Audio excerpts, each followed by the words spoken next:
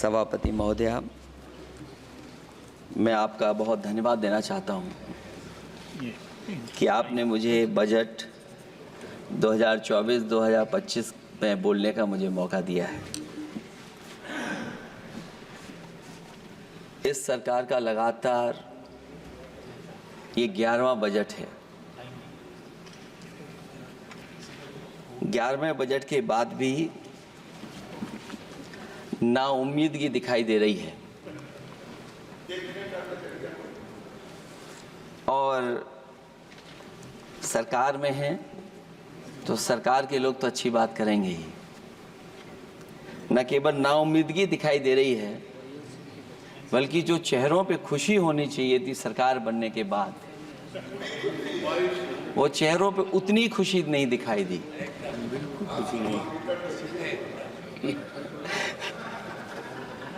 ये 11वें बजट में बेरोजगारों के लिए, युवाओं के लिए, गांव के लिए और उनकी तकलीफ परेशानी का जो मुद्दा है वो 9-2-11 दिखाई दे रहा है मुझे। महंगाई में घर चलाना, बच्चों को पढ़ाना और घर के बड़े बुजुर्गों की दवा इलाज से लेकर के महंगाई का जो सामना करना पड़ रहा है, ये बातें परिवार वाले बखूबी जानते हैं।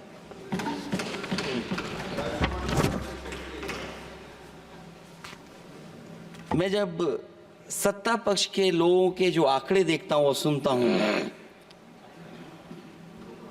अगर इतना सब कुछ 10 साल में अच्छा हुआ है तो आप हंगर इंडेक्स में कहां खड़े हैं? अगर 10 साल बाद भी यही बात सत्ता पक्ष की तरफ से आएगी कि हम कहां खड़े हैं। आपने बड़ा सपना दिखाया make in India. Uttar Pradesh जैसे बड़े स्टेट से सबसे ज्यादा लोकसभा के सांसद चुने जाते हैं। हमें कोई बहुत बड़ा प्रोजेक्ट नहीं मिला,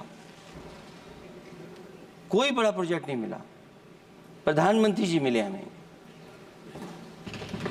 और अगर कोई सभापति महोदय कोई बड़ा प्रोजेक्ट मिला हो 10 साल में, कोई आईआईएम मिला हो, कोई आईआईटी मिली हो और जो ट्रिपल आईटी किसी समय पर उत्तर प्रदेश को मिली थी, क्या उसमें क्या सहयोग सरकार की तरफ से हुआ है? न केवल ये संस्थाएं बल्कि गवर्नमेंट जो एजुकेशन की इंस्टीट्यूशंस हैं वो सेंट्रल की तरफ से कौन सी नई आ गई? मेडिकल के क्षेत्र में कोई बड़ा संस्था आई हो? जो 2 एम्स आए हैं, मुझे याद है कि रायबरेली का एम्स भी समाजवादी सरकार में जमीन दी गई, उसके परिणाम है कि वह एम्स बन गया। गोरखपुर में भी जो एम्स आया, समाजवादी सरकार थी, जमीन दी गई, तब एम्स आया।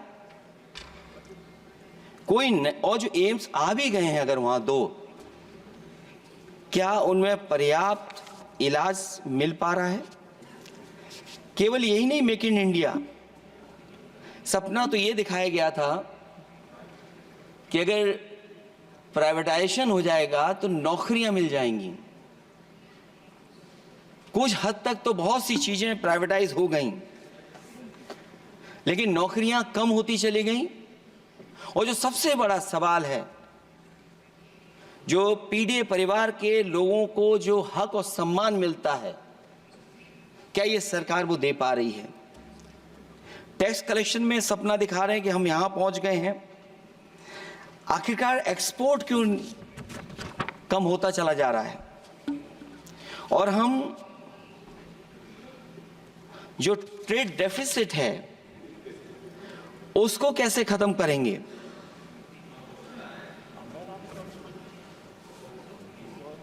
दस साल में अगर हम वहीं के वहीं खड़े हैं और कोई ऐसा कुछ न दिख रहा हो और परिणाम जो रिजल्ट आए हैं यूपी के, उसमें दिखाई दे रहा है कि आपने कितना काम किया है। सभापति महोदय, अगर ये सब कुछ अच्छा किया होता तो क्या परिणाम ऐसे आए होते? जहां हारे ही नहीं हैं आप, सीटें ही कम नहीं हुई हैं। देश के प्रधानमंत्री जी भी वोट से हारे हैं, वोट से हारे हैं। जो कभी 5 लाख तक जीतना था जिन्हें, या 10 का टारगेट बनाया था, कितने से जीते? तो कम से कम इन चीजों को तो देखें। मैं जब सुनता हूं सत्तापक्ष लोगों को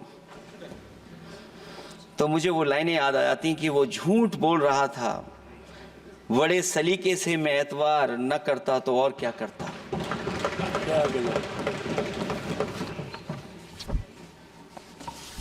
मुझे याद है कि देश के प्रधानमंत्री जी ने जनकपुर में एक झंडा दिखाया था और उस बस में 35 लोग बैठ करके अयोध्या आए थे। सभापति महोदय, उस समय भी मैंने मांग की थी कि जहां से जनकपुर से यात्रा शुरू हो रही है और अयोध्या तक बस से लोग आएंगे तो पता नहीं कितने घंटों में आएंगे। मैंने मांग की थी कि वहां से लेकर के अयोध्या तक एक्सप्रेसवे बनना चाहिए कि कम से कम जो जनकपुर से आए और अयोध्या दर्शन करने आ रहे हैं और बस से आ रहे हैं, कम से कम उनकी तकलीफ परेशानी तो कम होती। जो आप कहते हैं कि एफडीआई बहुत आया है, मैं अभी सुन रहा था, कहा कि टेलीफोन बनने लगे। टेलीफोन बन नहीं रहे हैं, मोबाइल बन नहीं रहे हैं। वो समाजवादी पार्टी के समय पर नोएडा में जो इंडस्ट्रियल पॉलिसी थी, इलेक्ट्रॉनिक पॉलिसी थी, उसके तहत आई थी। वो इंडस्ट्री जितनी आई है उस समय उस पॉलिसी के तहत आई और बन नहीं रहा है, मेक इन इंडिया नहीं हो रहा है। लेकिन जमीन किसने दी है? जमीन किसने दी थी उन लोगों को? बिना जमीन पर हवा में बना दो तो मैं आपका धन्यवाद दूंगा। उस पॉलिसी के तहत वो झूठ बोल रहा था बड़े सलीके से। आप कह रहे हैं कि एफडीआई लाए हैं हम लोग। एफडीआई, अगर पूरे देश का हम एफडीआई देखें तो उत्तर प्रदेश को कितना एफडीआई मिला है? सभापति महोदय, अगर 1% से ज्यादा भी एफडीआई उत्तर प्रदेश को मिला हो तो बताइएगा आप। जो प्रोजेक्ट डिले हो रहे हैं, जिसकी वजह से कॉस्ट ओवररन हो रही है, उसका जिम्मेदार सभापति महोदय कौन है? डबल इंजन की सरकार है। लखनऊ में भी सरकार आपकी है, दिल्ली में भी सरकार आपकी है। आखिरकार ऐसा क्यों हो रहा है? और आज ही जब सदन में सभापति महोदय हम लोग आए हैं तो एक और रेल एक्सीडेंट की खबर सुनी है। जब से ये सरकार आई है, रेल एक्सीडेंट्स और पेपर लीक में कंपटीशन चल रहा है कि कौन आगे जाएगा।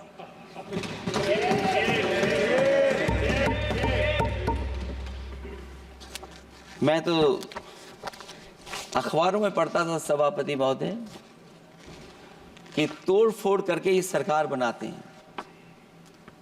अभी एक सदस्य पिछली बार वो तोड़ फोड़ कर करके शायरी भी बनाने लगे हैं। जो प्रोजेक्ट और जिस प्रोजेक्ट के लिए प्रधानमंत्री जी एयरफोर्स का सबसे बड़ा हवाई जहाज हरकुलिस विमान लेकर के आए थे और वो सड़क पर उतरे थे, वो एक्सप्रेसवे पर उतरे थे। मैं समझता हूं सभापति महोदय, यहां जितने माननीय सदस्य हैं सब ने देखा होगा और सब ने निर्देश के अनुसार उस पर ट्वीट भी किया होगा। वो जो एक्सप्रेसवे अगर किसी ने बनाया था सभापति महोदय, जो डिजाइन, टेक्नोलॉजी का पार्ट, अलाइनमेंट, वो समाजवादियों की देन थी, वो आपकी देन नहीं थी। ये बात मैं इसलिए कह रहा हूं सभापति महोदया, क्योंकि इस बजट में सरकार चलाने के लिए आपने पैकेज दिया है। हमें कोई नाराजगी नहीं है पैकेज देने की, आप पैकेज और दीजिए। लेकिन अगर आप बक्सर से भागलपुर एक्सप्रेसवे बना रहे हैं तो आप उत्तर प्रदेश की पूर्वांचल एक्सप्रेसवे को क्यों नहीं जोड़ रहे हैं? और मैं तो कहूंगा आपसे कि केवल अगर आप 25 किलोमीटर जोड़ देंगे, जहां पूर्वांचल एक्सप्रेसवे रुक गया था, केवल 25 किलोमीटर आप जोड़ देंगे तो दूसरे काम को अपना जो बनाते हैं, आप ये कह पाएंगे कि दिल्ली से लेकर के आपने भागलपुर तक एक्सप्रेसवे दिया है। हाँ जी, वो अभी से नहीं, बहुत पहले से बन रहा है। बहुत पहले से बन रहा है। मैं ये नहीं कहना चाहता कि क्या दिया आपने, मैं ये कहता हूं कि अगर आप बक्सर से भागलपुर एक्सप्रेसवे दे रहे हैं केवल बिहार के लोगों को खुश करने के लिए, मैं उससे सहमत हूं कि आप बिहार की तरक्की के लिए एक्सप्रेसवे दें, लेकिन जो पखनपुरा जो आखिरी गांव है जहां पर छूट गया है, वहां से आप क्यों नहीं जोड़ रहे हैं? और हमारे स्टेट के लिए आप कोई नया एक्सप्रेसवे क्यों नहीं दे रहे हैं? आप हमारे लिए क्यों नहीं दे रहे हैं एक नया एक्सप्रेसवे? आप दिल्ली के बजट से दे रहे हैं, आप यूपी अपने बजट से बना रहा है। आप बताइए कोई यूपी को आपने एक्सप्रेसवे दिया हो? कोई एक्सप्रेसवे नहीं दिया। और मैं तो कहूंगा, और याद दिलाइएगा अपनी सरकार को, एक बुंदेलखंड एक्सप्रेसवे बना था, अभी बताएंगे आपको उसका भी। सभापति महोदय, एक बुंदेलखंड एक्सप्रेसवे दिया सरकार ने, उत्तर प्रदेश सरकार ने, वो दिल्ली के बजट का नहीं है। मैं मांग कर रहा हूं कि दिल्ली के बजट से कोई एक्सप्रेसवे मिलना चाहिए। जो बुंदेलखंड एक्सप्रेसवे दिया, प्रधानमंत्री जी उद्घाटन कर करके वापस लौटे। अब रिपेयर का पैसा कौन देगा? वो आज भी रिपेयर मांग रहा है। सभापति महोदय, कोई कल्पना कर सकता है कि नया एक्सप्रेसवे बना हो जिसका प्रधानमंत्री जी ने उद्घाटन किया हो, वो आज रिपेयर मांग रहा हो? और वो एक्सप्रेसवे 6 लेन नहीं है, वो 4 लेन है। मैं इसमें भी सुझाव देना चाहता हूं, ये जो बुंदेलखंड वाला एक्सप्रेसवे है, ये अभी 15,000 करोड़ से ज्यादा का बना है स्टेट गवर्नमेंट का। इसको मुनाफा नहीं हो रहा, टोल कलेक्शन नहीं है बहुत ज्यादा। इसको सतना से जोड़ दिया जाए और बुंदेलखंड जहां से शुरू हो रहा है हमारे डिस्ट्रिक्ट इटावा से, कम से कम उसको हरिद्वार तक ले जाना चाहिए। अगर हरिद्वार से लेकर के सतना लोग चले जाएंगे तो शायद बुंदेलखंड के लोगों को भी लाभ होगा। और सबसे बड़ी बात है सभापति महोदय, दिल्ली और लखनऊ मिलकर के उन एक्सप्रेसवे की सेफ्टी से और उसकी डिजाइन से खिलवाड़ कर रहे हैं। जो इंडियन रोड कांग्रेस कहती है, जो डॉक्यूमेंट कहता है, वो ये कहता है कि मीडियन सड़क का 12 मीटर से लेकर के 14 मीटर होना चाहिए। आप जाकर के देख के आइए, जो पूर्वांचल वाला बना है उसका मीडियन कितना है? क्या भविष्य में आपने चलने वालों की सेफ्टी के साथ खिलवाड़ की है कि नहीं की है? ये आपको विचार करना पड़ेगा। जिस समय लद्दाख और चीन को लेकर के सवाल उठा था सभापति महोदय, उस समय पॉलिटिकल पार्टी से सुझाव मांगे गए थे और सुझाव ये मांगे गए थे कि आप क्या सुझाव देना चाहते हैं। तो उस समय जो सुझाव समाजवादी पार्टी ने दिया था, वो सुझाव ये था कि लिपू लेक से लेकर के आपके ग्वालियर तक 6 लेन हाईवे बनना चाहिए। कभी जरूरत पड़ने पर सीमाओं पर हमारी फौज का आना जाना जल्दी हो जाए। और मुझे याद है, जो अखबारों में मैंने पढ़ा था, सरकार ने उसको स्वीकार कर लिया था कि 6 लेन हाईवे बनेगा वो। लेकिन जब टेंडर की बात आई तो सुनने में आया कि वो 4 लेन बनने जा रहा है। और अभी जब वो काम हो रहा है, जब काम मैंने दोबारा उसको देखा तो पता लगा कि डबल लेन पेव शोल्डर बन रहा है। सोचिए, कहां 6 लेन बनाने की बात थी, आप डबल लेन पेव शोल्डर बना रहे हैं। और पता नहीं कौन उस हाईवे को डिजाइन किसने किया है डिजाइन कि जितने भी कस्बे उसके आसपास पड़ रहे हैं, कस्बे वाले अब नाला कहां से बनाएं, घर ऊंचा करें कि सड़क को तोड़ें। बहुत सारे कस्बों को वो समस्या के संकट में डाल दिया है सरकार ने।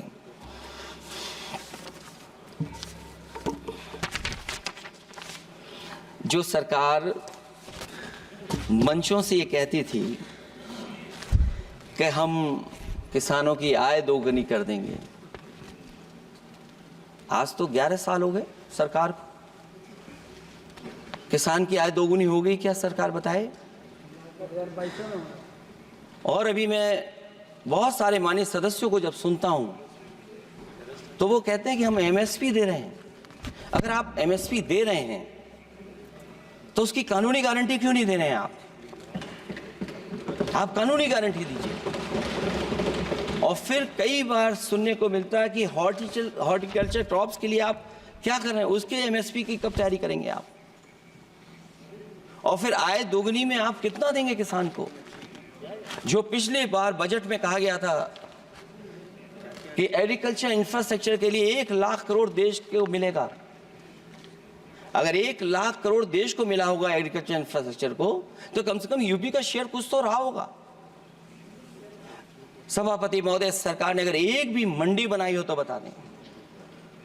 हाँ, ये अलग बात है कि अगर आप कोई चीज सुधारने के लिए कोई परिवर्तन कर रहे हैं, स्टोरेज के लिए किसी को पहले ही बता दे रहे हैं, वो बात अलग है। लेकिन किसान कहां जाएगा जहां उसको रेट मिलेगी? और फिर ये इस बजट में कहा जा रहा है कि हम 109 high yielding and climate resilient varieties लाएंगे।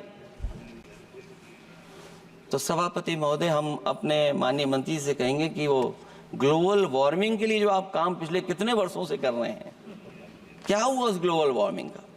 COP21 में भी आप हुआ है, G20 में भी आपने आश्वासन दिया और कुछ नहीं किया, तो आपको क्या लाना पड़ रहा है? 109 high yielding and climate resilient varieties. आप मुझे बताओ किसान पर कब तक पहुंचाओगे आप, और उसको पहुंचाने के लिए आपके पास क्या इंतजाम है? और फिर दूसरे पैराग्राफ में फिर बदल जाते हैं आप। अभी आप बात कर रहे हैं रेजिलिएंट वैरायटीज की, और फिर आप कह रहे हैं कि हम नेचुरल फार्मिंग को बढ़ावा देंगे। सभापति महोदय, इस सरकार बताए कि रेजिलिएंट क्रॉप सीड्स कब तक पहुंचा देंगे, उससे लाभ किसानों को कैसे मिलेगा? और फिर नेचुरल फार्मिंग जो अभी भी कर रहा है किसान कई जगह पर, उसके लिए क्या अलग से पैकेज है आपके पास बजट में? आपने तो केवल सभापति महोदय एक चीज सीखी है पार्ले जी बिस्किट से, महंगाई और मुनाफा। इस सरकार ने 10 साल में डीएपी की बोरी को और खाद की बोरी को छोटा कर दिया। इससे और ज्यादा छोटा मत करना आप।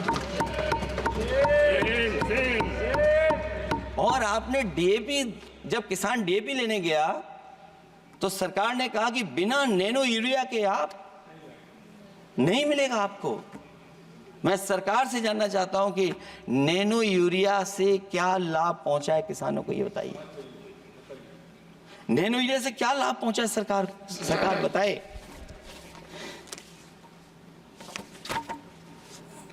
हमारे यहां बड़े बड़े आयोजन हुए सभापति महोदय, इन्वेस्टमेंट मीट के बड़े बड़े आयोजन हुए इन्वेस्टमेंट मीट के, और 5 लाख करोड़ के एमओयू साइन हो गए। 5 लाख करोड़ के। मैं ये सभापति महोदय, बजट हमारी क्या मदद कर रहा है उत्तर प्रदेश के उद्योग लाने के लिए? और ऐसे आयोजन हुए जिसमें देश के प्रधानमंत्री आए, देश के राष्ट्रपति आए, और देश के जितने बड़े उद्योगपति सब आए थे। लेकिन आज यूपी को क्या मिला वहां पर? किसानों के लिए एग्रीकल्चर सेक्टर में बड़े बड़े एमओयू हुए, लेकिन आज जमीन पर कुछ नहीं दिखाई दे रहा है। मुझे याद है समाजवादी सरकार में, क्योंकि देश का सबसे ज्यादा उत्पादन दूध का अगर कहीं हो रहा है तो उत्तर प्रदेश में हो रहा है, और उस उत्पादन को बढ़ावा देने के लिए और इन्वेस्टमेंट लाने के लिए उस समय की सरकार ने फैसला लिया कि अगर बाहर से भी कोई डेयरी या डेयरी प्लांट लगाना चाहेगा तो उसमें सरकार सहयोग करेगी। और परिणाम ये हुआ कि गुजरात की 3 अमूल प्लांट लग गए यूपी में। तो मैंने उद्घाटन किए, एक डेयरी से हुआ तो देश के प्रधानमंत्री जी ने किया। लेकिन उसके बाद कोई नया प्लांट आया हो तो बता दें।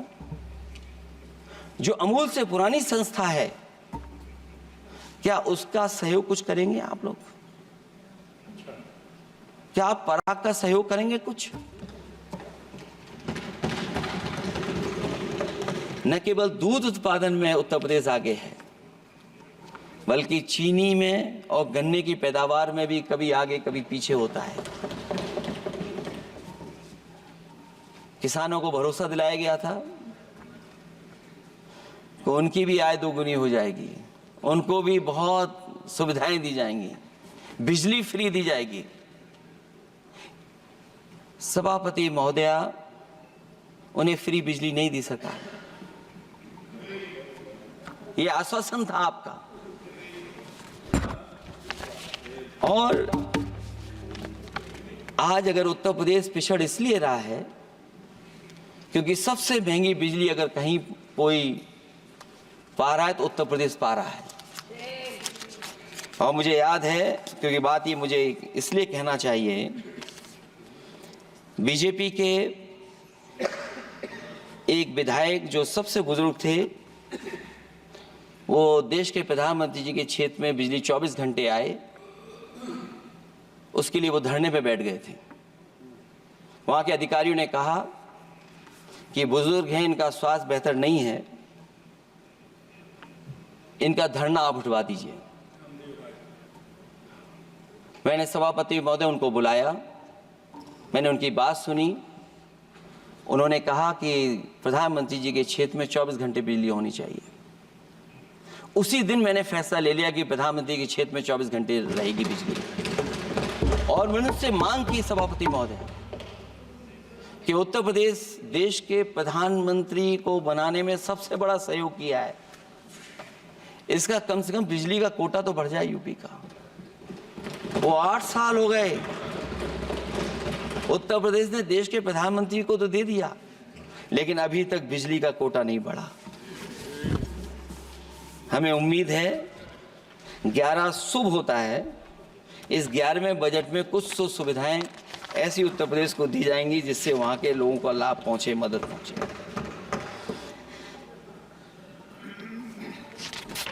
जहां किसान आत्महत्या कर रहा है, और पिछले 10 साल में सरकार जानती होगी कि कितने किसानों ने आत्महत्या की है, लाखों लाख किसान आत्महत्या कर चुके हैं। जहां किसान तकलीफ और परेशानी में है,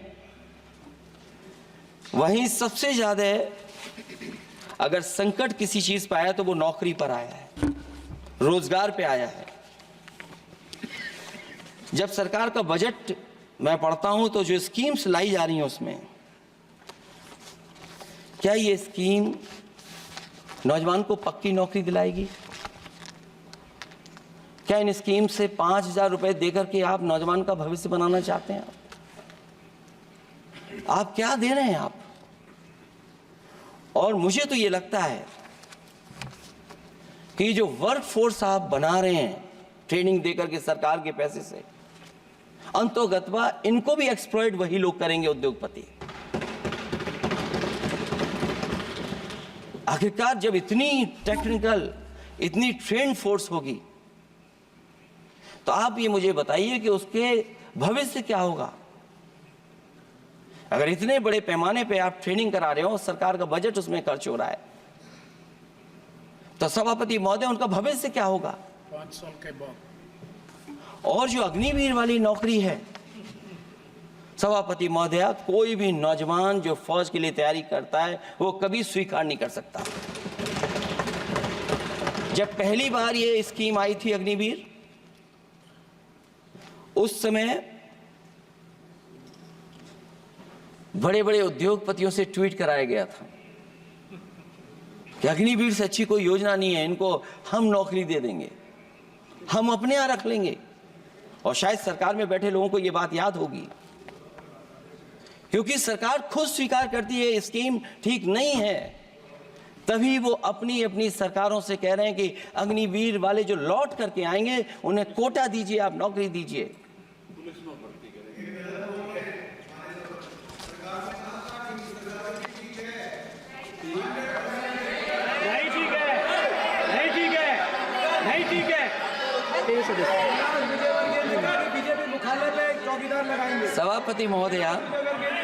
सभापति महोदय, मैं बैठ जाता हूं, आप खड़े होकर के कह दीजिए अग्निवीर व्यवस्था अच्छी है।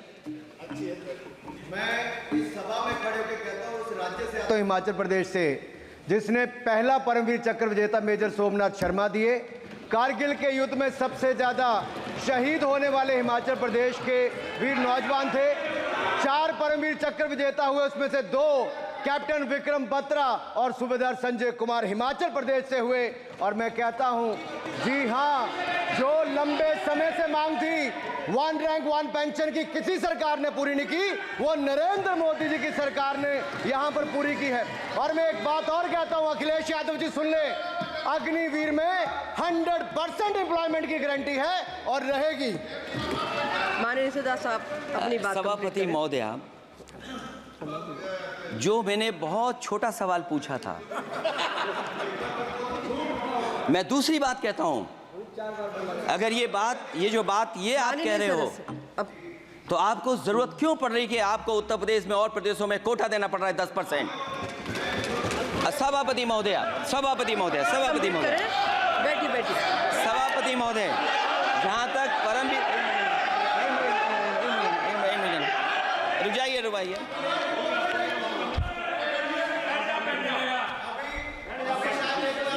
अरे सुन लेने दो। माननीय सदा साहब अपनी सभापति महोदय, सभापति महोदय, चैल जानते हैं आप कहाँ हैं? चैल जानते हैं आप कहाँ हैं? कभी गए हो उस मिलिट्री स्कूल में? मैं खुद मिलिट्री स्कूल का पढ़ा हूँ। और आप परमवीर चक्र की बात कर रहे हो, तो हम भी तमाम नाम गिना सकते हैं। माननीय सदस्यों से मैं आग्रह कर रही हूँ, आपस में चर्चा न करें। ये सभापति महोदय, ये सभापति महोदय, जी 1 मिनट से भी कम, मैं आपके सामने कहना चाहता हूं, ये तो केवल मिलिट्री स्कूल गए हैं। मैं आज भी टेरिटोरियल आर्मी के 124 रेजिमेंट में कैप्टन के रैंक पे अपनी सेवाएं दे रहा हूं। अखिलेश जी, केवल ज्ञान मत बांटिए। राहुल गांधी जी के साथ बैठकर अब वहां बुलाने का झूठ बोलने की आपको आदत पड़ गई। प्लीज बैठिए, प्लीज। माननीय सदस्य से मैं आग्रह कर रही हूं, आप अपनी बजट पर चर्चा करें। सभापति महोदय, आपका समय पूरा हो गया है, मैं प्लीज कंप्लीट करिए। सभापति महोदय, मैं इसलिए नहीं कह रहा, मैं क्या बात कहना चाहता हूँ, शायद मंत्री जी नहीं रहे इसलिए तकलीफ परेशानी ज्यादा है। और आप, अरे हमारा दर्द नहीं समझोगे, हम आपका दर्द चेहरे से पढ़ते हैं। अच्छा, दर्द मैं बताता हूँ, माननीय सदस्यों से मैं आग्रह कर रही हूँ, सभापति महोदय, दर्द मैं बताता हूँ, बजट पर चर्चा करिए। प्लीज बजट पर सभापति, जब दर्द में बताता हूं, देखिए दर्द बात पहुंचेगी कि नहीं पहुंचेगी। सभापति महोदय, उत्तर प्रदेश से जब से हारे हैं तब से कोई नमस्कार नहीं कर रहा है। तकलीफ वो है आपको। कंप्लीट करिए। वो वीडियो हमने देखा है कि कोई किसी को नमस्कार नहीं कर रहा है, कोई किसी को देख नहीं रहा है। चलिए, धन्यवाद माननीय। और जो अपने आप को बहुत ताकतवर कहते थे, बहुत ताकतवर कहते थे आप अपने आप को, जिसने हराया उसको नहीं ये हटा पा रहे हैं। अब बात समझ में नहीं आई ना? माननीय जिसने हराया उसको नहीं हटा पा रहे। और अगर सभापति महोदय, अग्निवीर व्यवस्था समाजवादी लोग स्वीकार ही नहीं कर सकते। आप बजट पर पूरी अपनी बात रखिए। सभापति महोदय, अग्निवीर स्वीकार नहीं कर सकते। आप अपनी जब भी हम सत्ता में आएंगे, साल 2 साल, ये चलने वाली सरकार नहीं है, गिरने वाली सरकार है, याद रखना आप। माननीय सदस्य, और देखिए, आप क्यों नहीं समझ रहे हो? साइकिल हमारा चुनाव चिन्ह है, साइकिल ही आपको सरकार चलवा रही है। जिस दिन साइकिल हट गई, आप कहां बैठे मिलोगे? और दूसरे हमारे साथी हैं जो हमें लेकर के यहां लाए थे। माननीय हम यहाँ सदस्य मैं छूट गए, आग्रह वो कर रही चले हूँ, गए कंप्लीट वहाँ। करिए। सभापति Please, महोदय, please, मैं complete करिए, please, complete। 2-3 बातें कहता हूँ यूपी को बिल्कुल। लेकर के मैं मांग करता जी, हूँ। complete करिए आप। सभापति महोदय, चंबल एक्सप्रेस वे बनना चाहिए, क्योंकि देश का सबसे बड़ा एक्सप्रेस वे जो 1 लाख करोड़ का बना है वो दिल्ली मुंबई से है, और यूपी को क्यों नहीं जोड़ रहे हैं आप? गंगा को लेकर के सब चिंतित हैं। गंगा की सफाई अभी नहीं हुई है। जो बजट गया पता नहीं कहाँ चला गया, किसी को नहीं पता।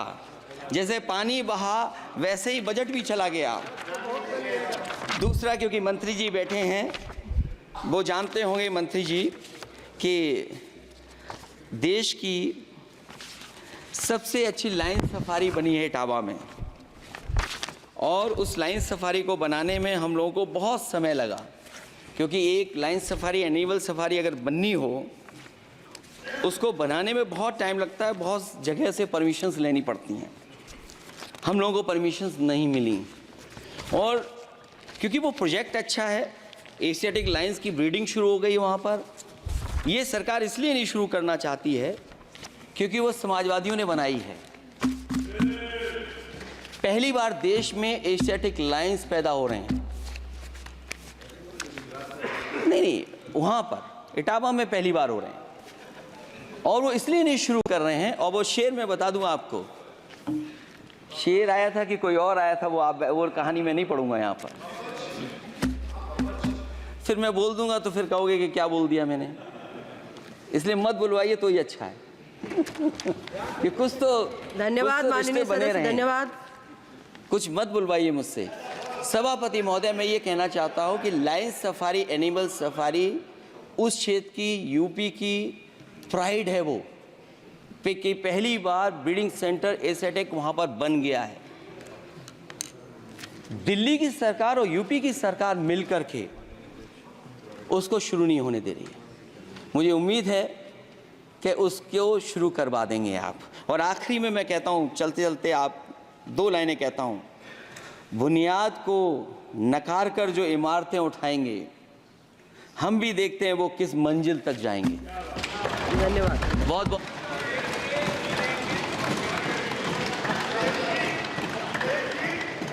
अखिलेश जी, कुछ ज्ञान माननीय विपक्ष के नेता को भी दे दीजिए। आपने अच्छा भाषण दिया, उनको भी सिखा दीजिए।